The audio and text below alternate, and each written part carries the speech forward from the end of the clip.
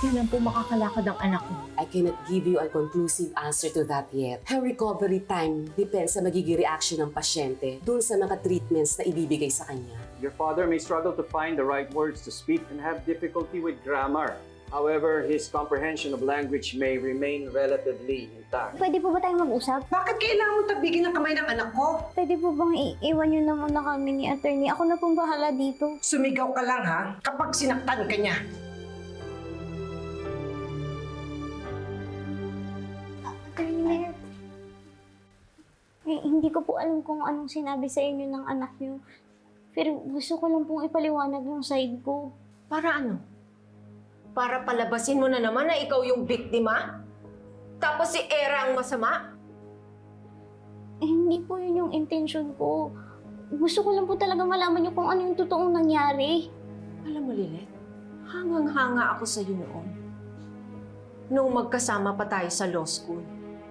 Di ba, bar top-notcher ka? Kaso nang hihinayang ako sa'yo. Dahil ginagamit mo yung talino mo sa paggawa-gawa ng kwento at kasinungalingan!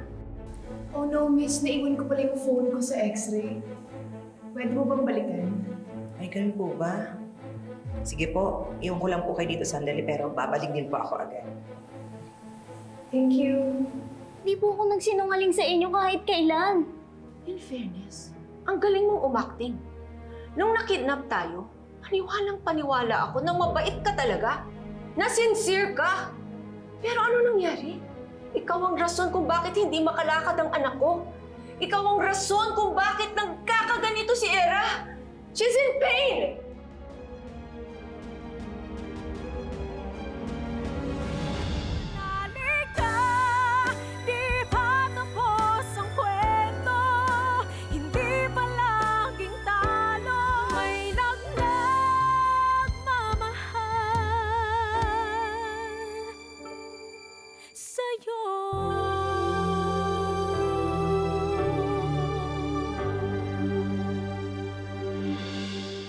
Inaamin ko po, naitulak ko po si Attorney Era.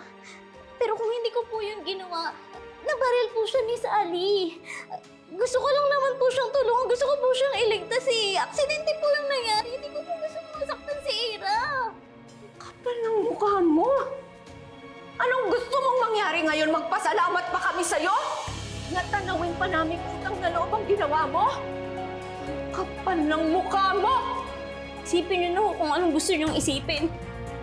Basta ako alam ko sa sarili ko na wala akong ginawang masama, malinis yung konsensya ko. Diyan ka magaling eh. Sa pagsisinungaling. Nagsisisi talaga ako kung bakit tinulungan pa kita noon. Sana pinabayaan na lang kita.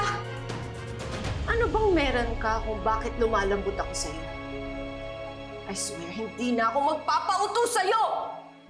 Itong tatandaan mo. Gagawin kong lahat para managot ka sa lahat ng ginawa mo kay Era. I will never forgive you. Never! Tandaan mo yan, Attorney Lilet Matias! Attorney, huwag niyo naman po sana tuldukan na lang ang lahat. May hindi pa po kayo alam eh. Bulag pa po kayo sa kung ano talaga yung totoong nangyari. Pero, naiintindihan ko po nakakampihan niyo si Era. Kasi sino ba naman po ako? Hindi niyo naman po ako anak eh. Mabuti na lang hindi kita anak. My God, Lilet! Simula nang dumating ka sa buhay ko, ano ka ba? Para kang kuting na hindi mawala. Lagi na lang kitang nililigtas. Tapos itong gagawin mo sa anak ko? At hindi mo magagawa ng kuting na yun, nakalmutin at saktan kayo, pati na yung mga taong mahal nyo, hindi ho. Stop it, Lilet. You are so convincing. Pero hindi ko napapayagang magpauto pa sa'yo. Tama na! Eh kayo, hanggang kailan kayo magpapauto sa anak nyo? Abogado ba talaga kayo?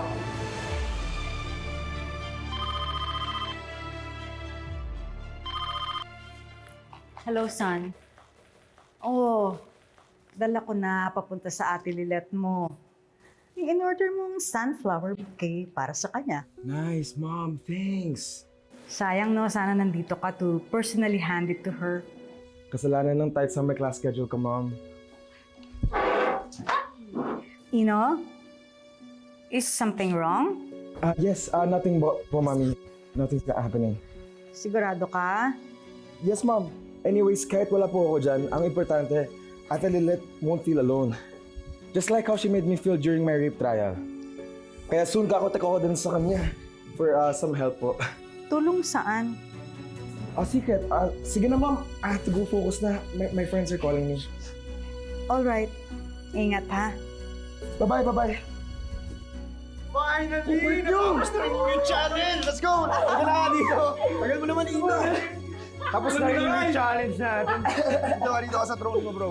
Ayan, dito ka. Cheers! Cheers! Sorry ho. Hindi ko naman po intensyon na pagtaasan kayo ng boses eh. Gusto ko lang po talaga na pakinggan nyo din yung side ko. Ano?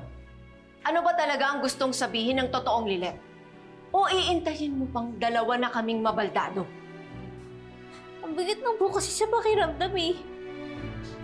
Hindi ko po kaya na tanggapin na lang. Hindi ko po kayang sigmurahin. Kasi ano, Lilet? Ano? Kasi hindi ho tama. Kasi mali na bigla na lang kayo nag-astang judge.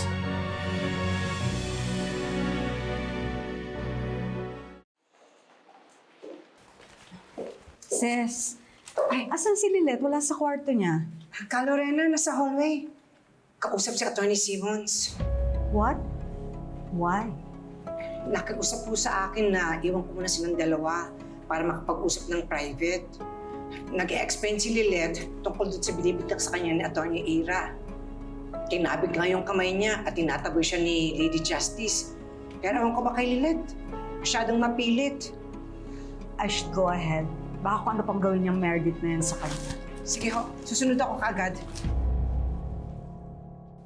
Kulang na nga lang sabihin yung court is adjourned eh. Matapos niyo akong hatulan at sintensyahan? Eh, panig lang naman ni Ira yung narinig niyo, di ba? Dahil simula pa lang ng depensa ko, yung isip at utak niyo sarado na. Ni wala nga kayong ebidensya eh. Ni isang eyewitness wala kayo. Ni hindi kayo nag-imbestiga o nag-background check na gagawin ng isang magaling na abogado. Lalo na nag-aastang judge. Ang tanging meron lang kayo, one-sided judgment. You ruined my daughter with lies. You sabotaged her life. You destroyed her relationship with Bonnie. And now you want her dead. Oh no, Maddie. Wala akong totoo sa Please mga yan. don't do this. Wala na akong paniniwalaan sa mga sinasabi mo. And I don't need to do a background check on my daughter. Wala na akong papaniwalaan sa mga sinasabi mo. Because I see you now, Lilet. Sa likod ng makaanghel na maskara na yan ay isang napakasamang tao. Now, I want to tell you, court is a...